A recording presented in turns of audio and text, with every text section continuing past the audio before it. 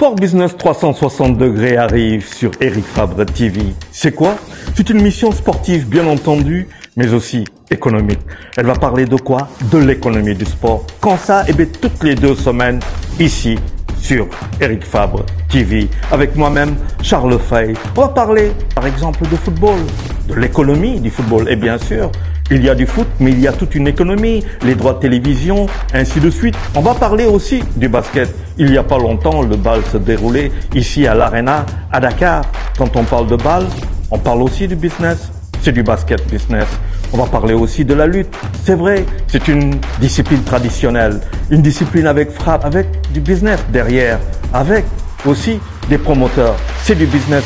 On va parler de politique sportive, des enjeux du sport dans le développement, des enjeux du sport avec le développement. Pas de développement sans sport, mais pas de sport aussi sans business. Ça sera toutes les 2 semaines, ici même sur Eric Fabre TV, avec moi-même. À très bientôt.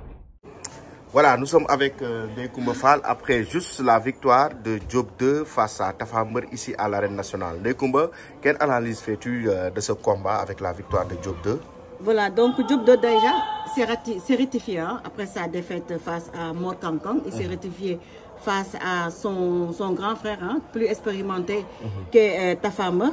Donc au cours du sifflet de l'arbitre, on a vu qu'ils ont déclenché la bagarre, mais la bagarre n'était pas trop sincère entre les 2 lutteurs. Ce qu'il voulait Diop 2, c'est de saisir la jambe de Tapha Mbeur.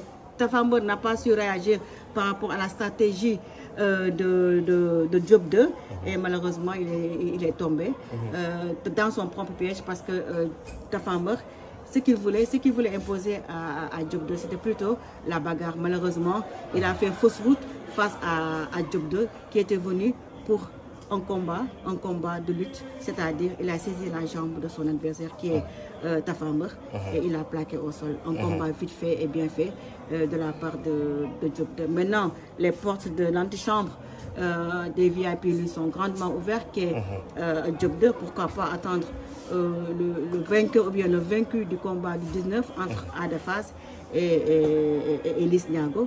Il a sa place là-bas. Maintenant, ce qu'on peut conseiller à Tapha Mbeur, c'est de se refaire une santé, c'est-à-dire de retourner, de mieux préparer ses combats, aussi d'avoir un plan de carrière, aussi de choisir ses adversaires, parce que souvent c'est une défaite amère pour Tapha Mbeur et aussi une défaite amère pour Parcelles, qui est en train d'accumuler les défaites après Seydjambar, après Goroset.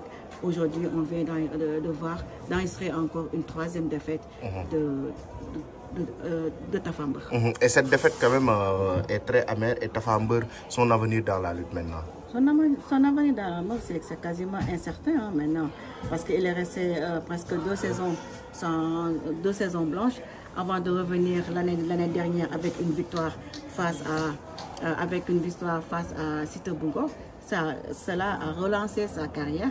Malheureusement, il est tombé face à son jeune frère qui est Diop 2.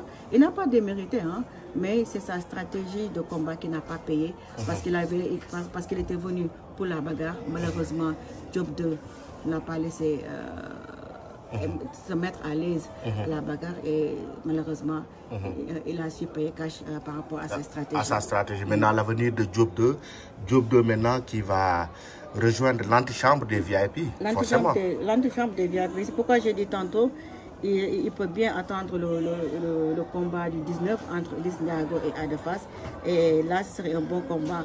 Et si ces 2 adversaires, qu'ils soient le vaincu ou bien le vainqueur, on combat Diop 2 à Maner, ce serait un très bon combat.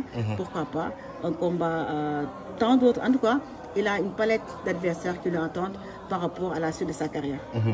Diop 2, la mobilisation du lutteur Diop 2, moi quand même c'est quelque chose qui m'impressionne. Impressionnant la façon dont le lutteur mobilise.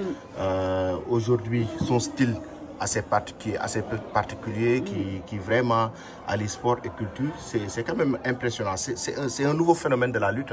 C'est un nouveau phénomène de la lutte à l'image de Siteu, à l'image de Mor Kang Kang. Donc, c'est des lutteurs qui ont su tisser une relation amicale à la base avec la population. Donc, c'est des relations de partenariat, c'est des relations d'amitié, c'est des relations d'enfance qu'ils ont su tisser très tôt entre leurs supporters. Et c'est ces jeunes-là qui le suivent dans les MAPAD et partout ailleurs. Donc, c'est ce qui permet à Diop 2 de pouvoir mobiliser autant de personnes à chaque fois qu'il décroche un combat. Et le l'écaillé qu'il utilise, on l'appelle Borom Somi, Diop 2, c'est quand même un style de une culture. Hein, qu'on connaissait des Lébou, par exemple de l'écurie Fass avec Moustapha Gueye autant, mais là on voit qu'il amène cette culture, mais aussi il représente Mohamed Ndao Tyson. Il vient à chaque fois dans ses combats, il rend hommage à Tyson. Ça quand même c'est aussi quelque chose. Lui-même il a dit même lors de son open press, il a bien dit qu'il a eu un coup de fil de Mohamed Tyson et il a écouté aussi ses conseils. Donc c'est son idole, néanmoins même s'il ne le copie pas, mais c'est son idole, il l'a dans son cœur, il le porte dans son cœur et c'est tout à fait normal qu'il adopte le style de Mohamed Ndao Tyson. Maintenant, par rapport au l'écaillé qui se verse, c'est purement traditionnel, c'est purement culturel et je pense que jusque-là, ça lui a porté bonheur. Merci beaucoup, Rekumba. Sport Business 360 degrés arrive sur Eric Fabre TV. C'est quoi? C'est une mission sportive bien entendu, mais aussi économique. Elle va parler de quoi? De l'économie du sport. Quand ça? Eh bien, toutes les 2 semaines, ici, sur Eric Fabre TV. Avec moi-même, Charles Fay. On va parler, par exemple, de football, de l'économie du football. Et bien sûr, il y a du foot, mais il y a toute une économie, les droits de télévision, ainsi de suite. On va parler aussi du basket. Il n'y a pas longtemps, le bal se déroulait ici à l'Arena, à Dakar. Quand on parle de bal, on parle aussi du business. C'est du basket business. On va parler aussi de la lutte. C'est vrai, c'est une discipline traditionnelle, une discipline avec frappe, avec du business derrière, avec aussi des promoteurs. C'est du business.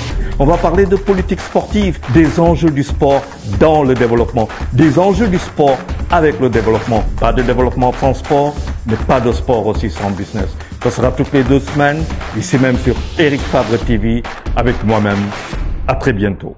Sport Business 360 degrés arrive sur Eric Fabre TV. C'est quoi? C'est une mission sportive bien entendu, mais aussi économique.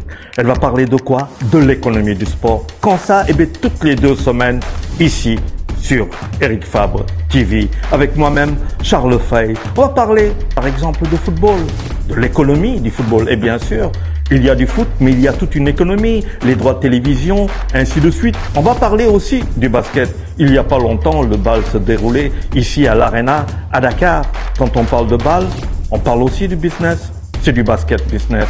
On va parler aussi de la lutte. C'est vrai, c'est une discipline traditionnelle, une discipline avec frappe, avec du business derrière, avec aussi des promoteurs. C'est du business. On va parler de politique sportive, des enjeux du sport dans le développement, des enjeux du sport avec le développement. Pas de développement sans sport, mais pas de sport aussi sans business. Ce sera toutes les 2 semaines, ici même sur Eric Fabre TV, avec moi-même. À très bientôt. Sport Business 360 degrés arrive sur Eric Fabre TV. C'est quoi? C'est une mission sportive bien entendu, mais aussi économique.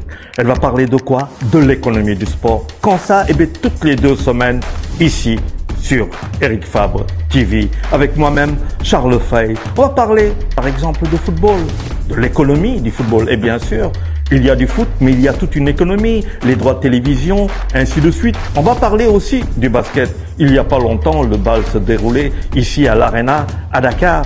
Quand on parle de bal, on parle aussi du business. C'est du basket business. On va parler aussi de la lutte. C'est vrai, c'est une discipline traditionnelle, une discipline avec frappe, avec du business derrière, avec aussi des promoteurs. C'est du business. On va parler de politique sportive, des enjeux du sport dans le développement, des enjeux du sport avec le développement. Pas de développement sans sport, mais pas de sport aussi sans business. Ce sera toutes les 2 semaines, ici même sur Eric Fabre TV, avec moi-même. À très bientôt.